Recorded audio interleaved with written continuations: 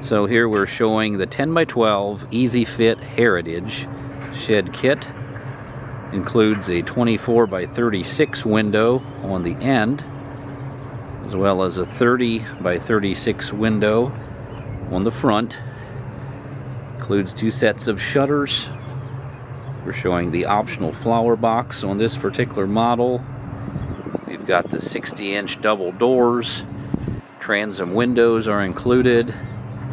American-made lock set is included, as well as the 12-inch decorative hinges.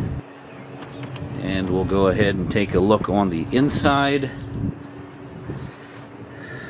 featuring the panelized wall construction.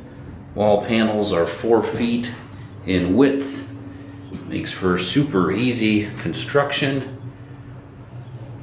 Panels are clearly marked to show where the assembly is.